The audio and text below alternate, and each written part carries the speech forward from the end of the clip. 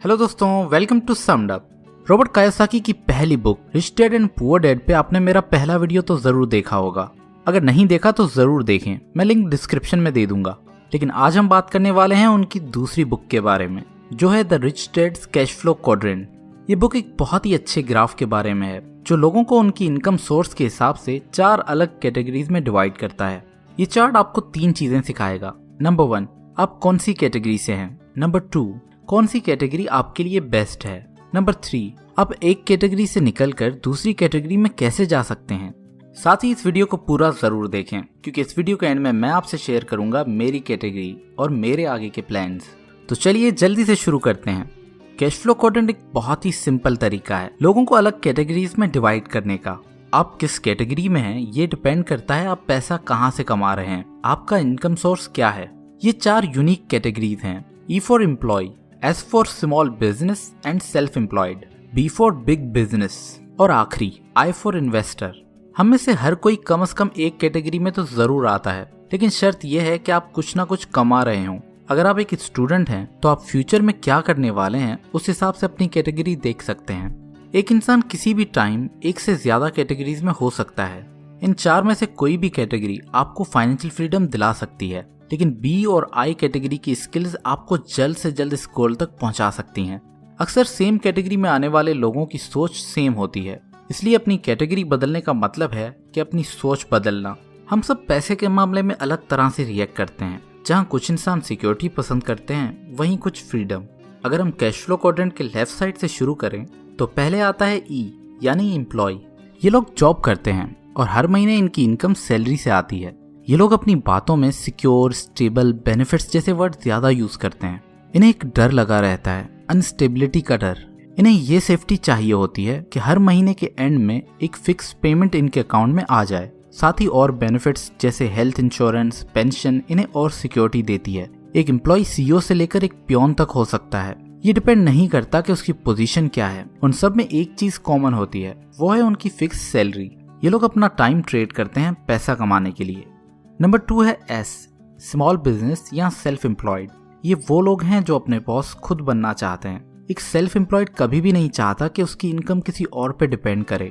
S यही चाहता है कि अगर वो ज्यादा हार्डवर्क करे तो उसे ज्यादा पैसा मिले। वो नहीं चाहते कि कोई और उनकी कमाई को डिक्टेट करे। साथ ही उन्हें ये भी पता होता है कि अगर वो हार्डवर्क नहीं करेंगे तो उन्हें ज्यादा पैसा नहीं मिलेगा। इस ग्रुप में आपको काफी एजुकेटेड डॉक्टर्स और लॉयर्स मिलेंगे जो अपनी क्लिनिक या अपना ऑफिस चलाते हैं। इस ग्रुप के लोगों के लिए पैसा सब कुछ नहीं होता। उनका फ्रीडम या अपने तरीके से काम करना ज्यादा इंपॉर्टेंट है। इन्हें ये लगता है कि वो ही सब काम बेस्ट कर सकते हैं, इसलिए इन्हें दूसरे लोग हायर करने में और काम को डेलीगेट करने में मुश्किल होती है। ये लोग भी अपना टाइम ट्रेड करते हैं पैसे के लिए। बी फॉर बिग बिजनेस, ये लोग ऑपोजिट हैं एस के। एक सच्चा भी अपना काम दूसरों से करवाना पसंद करता है। बी वालों का एक ही मंत्र है, वो काम खुद क्यों करें जो कोई और उनके लिए ज्यादा अच्छा कर सकता है। हेनरी फोर्ड जैसे लोग इस कैटेगरी में आते हैं। ये लोग ऐसा सिस्टम बनाते हैं जहां दूसरे स्किल लोग मिलकर इनके लिए काम करते हैं। एस और बी में बस इतना ही फर्क है। जब एक बी अपना बिजनेस छोड़ के 1 साल चला भी जाए तो वापस आकर उसे अपना बिजनेस पहले से भी ज्यादा अच्छा मिलेगा। लेकिन अगर एक एस अपना काम छोड़कर जाए तो वो वापस आकर खत्म हो चुका होगा। सिंपल डिफरेंस ये है कि एस सेल्फ एम्प्लॉयड है, यानी वो अपनी जॉब ऑन करता है, वहीं बी एक सिस्टम ऑन करता है और लोगों को लीड करता है। Number 4, I for investor. ये प्लेग्राउंड है अमीर लोगों का। इन्हें खुद काम करने की जरूरत नहीं होती क्योंकि इनका पैसा इनके लिए काम करता है। दोस्तों, ये मैटर नहीं करता कि आप किस कैटेगरी से पैसे कमाते हैं, लेकिन अगर आपको अमीर होना है तो आपको वो पैसे आई कैटेगरी में लाने ही पड़ेंगे। आई में ही आपका पैसा आपके लिए काम करता है। आई में ही पैसा दौलत में कन्वर्ट होता है। आइए एक सिंपल एग्जांपल देखते हैं पूरे कैश फ्लो क्वाड्रेंट का। जब एक डॉक्टर एमबीबीएस की डिग्री लेकर गवर्नमेंट की जॉब करने लगता है तो वो ई कैटेगरी में आता है। फिर अगर वो जॉब छोड़कर अपना क्लिनिक खोलता है तो वो एस की कैटेगरी में आता है। नेक्स्ट, अगर वो एक ऐसा हॉस्पिटल खोले जहां वो दूसरे डॉक्टर्स को हायर करके उनसे काम करवाए तो वो बी कैटेगरी में आ जाएगा। और आखिर में अगर वो ई, एस या बी से पैसा सेव करके उन्हें बॉन्ड, रियल एस्टेट या स्टॉक एक्सचेंज में इन्वेस्ट करे तो वो आई कैटेगरी में आ जाता है। ज्यादा अमीर होने वाले लोग अपना 70% पैसा आई से बनाते हैं, वहीं मिडिल क्लास अपना 80% पैसा ई या एस से बनाती है। बी और आई वाले लोग कम काम करके भी ज्यादा पैसा कमाते हैं। दोस्तों, अगर हम दौलत को डिफाइन करें तो दौलत क्या होती है? दौलत वो टाइम है जो आप बगैर काम किए गुजार सकते हैं, बगैर अपना लिविंग स्टैंडर्ड गिराए। फॉर एग्जाम्पल, अगर आपका महीने का खर्चा 50,000 है और आपने 2 लाख रुपए सेव किए हैं तो आपकी दौलत सिर्फ 4 महीने की है। इस तरह दौलत टाइम में मेजर होती है। जब आप अपनी पूरी जिंदगी बगैर काम किए गुजार सकते हैं उसे हम फाइनेंशियल फ्रीडम कहते हैं। दोस्तों, ये मैटर नहीं करता कि हम कितना पैसा कमाते हैं, बल्कि हम कितना पैसा सेव करके उसे कंपाउंडिंग के लिए इन्वेस्ट करते हैं, ये ज्यादा मैटर करता है। आप जितना भी सेव कर सकते हैं वो आपको आई कैटेगरी में डालना चाहिए, क्योंकि यहीं ही आप अपने पैसे से काम करवा सकते हैं।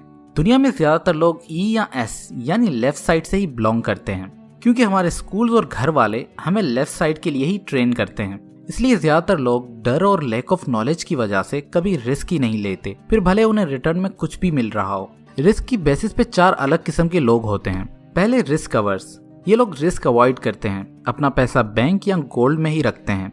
दूसरे, जो फाइनेंशियल एडवाइजर यूज करते हैं, जैसे म्यूचुअल फंड्स या इंश्योरेंस। तीसरे, गैम्बलर्स, जो इन्वेस्टिंग को बस चांस का गेम समझते हैं। और चौथे हैं इंटेलिजेंट इन्वेस्टर्स, जो इन्वेस्टिंग को नॉलेज और स्किल की गेम समझते हैं। आई क्वाड्रेंट पे आने के लिए आपके पास 2 रास्ते हैं। अगर आपको इन्वेस्टिंग के बारे में बिल्कुल भी नॉलेज नहीं है तो आपको एक अच्छा फंड मैनेजर ढूंढ के उसके म्यूचुअल फंड में इन्वेस्ट करना चाहिए। लेकिन अगर आपको इन्वेस्टिंग में इंटरेस्ट है तो आप वैल्यू इन्वेस्टिंग के बारे में पढ़ना और सीखना शुरू करें और साथ ही स्टॉक मार्केट में इन्वेस्ट करके उसे प्रैक्टिस करें। दोस्तों, अगर आप अभी ई या एस क्वाड्रेंट में हैं तो आपको क्या करना चाहिए? पहले तो बिना टाइम गवाए आप जितना हो सकता है उतना सेव करें और उसे आई क्वाड्रेंट में इन्वेस्ट करें। आगे का रास्ता आपकी पर्सनैलिटी पर डिपेंड करता है। अगर आपको सिक्योर फील करना पसंद है और आपको लगता है कि आप जॉब के लिए ही बने हो तो आपको वही जॉब करते रहना चाहिए और ज्यादा से ज्यादा सेव करके आई क्वाड्रेंट में इन्वेस्ट करना चाहिए।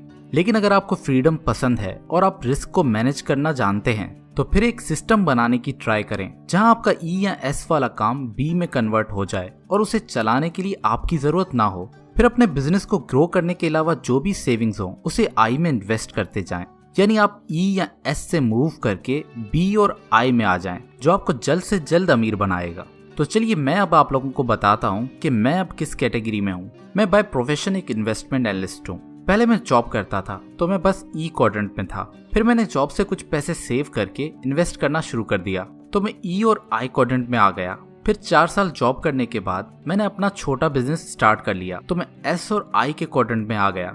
अब मैं काम कर रहा हूँ उस एस को बी में कन्वर्ट करने के लिए ताकि मैं फाइनली बी और आई के क्वाड्रेंट में आ जाऊँ।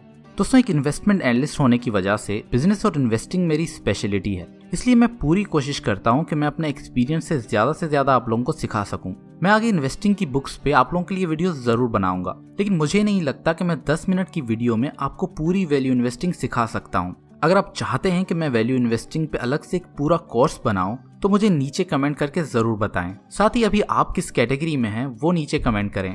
दोस्तों, इसी तरह लाइफ चेंजिंग एडवाइस के लिए समडअप को सब्सक्राइब करें, बेल के आइकन को प्रेस करें ताकि आप हमारी कोई भी वीडियो मिस ना करें। मैं आपसे ऐसे ही हर वेडनेसडे और सैटरडे मिलता रहूंगा।